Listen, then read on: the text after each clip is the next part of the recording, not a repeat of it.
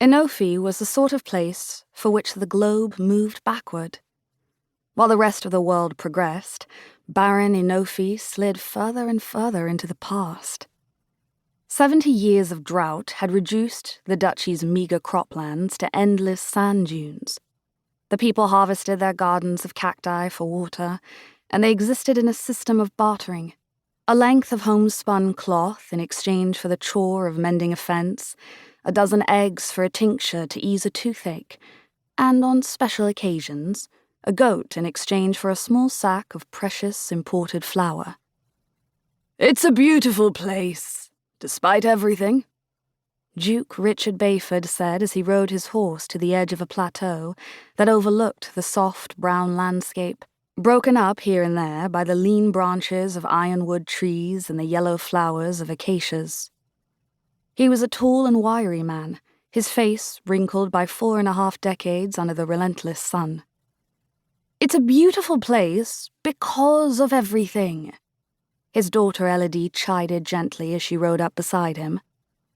At 20, she'd been helping him with the Duchy of Inophe for as long as she could remember, and she'd one day inherit the role as its steward. Lord Bayford chuckled. "You're right as usual, my dove. Inophe is beautiful because of everything it is." Elodie smiled. Below their plateau, a long-eared fox sprang from the shade of a desert willow and chased something, probably a gerbil or lizard, around a boulder. To the east, undulating dunes rose and fell, mountains of sand cascading toward a glittering sea. Even the dry heat on Elodie's skin felt like the welcome embrace of an old friend. There was a rustle in the scrub behind them. "Pardon me, Lord Bayford." A man emerged carrying a staff.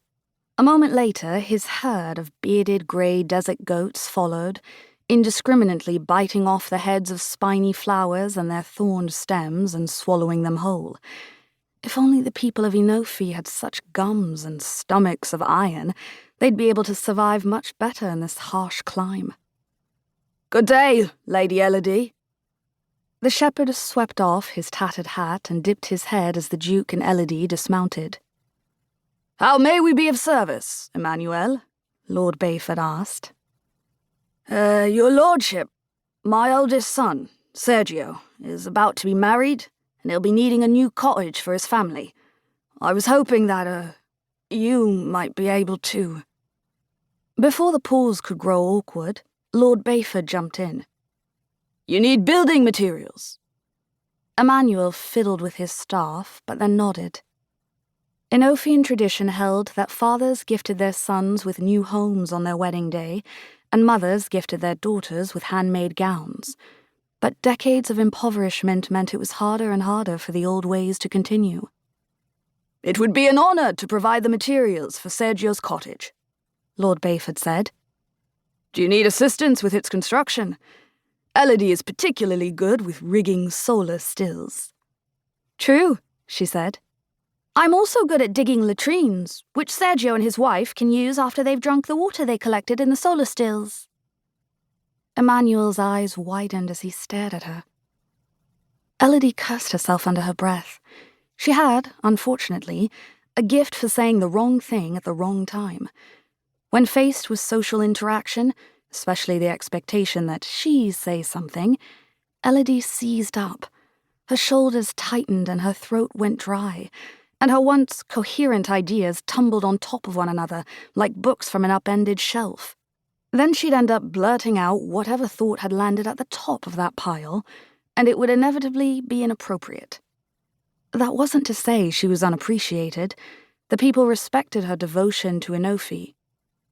Elodie rode several days every week under the scalding sun from tenancy to tenancy, checking on what the families needed. She helped with everything from building rat traps around hen houses to reading tales of princesses and dragons to children, and Elodie loved every moment of it. She had been raised for this. As her mother used to say, giving yourself to others is the noblest sacrifice. "What Elodie means," Lord Bayford said smoothly, "is that she doesn't mind getting her hands dirty."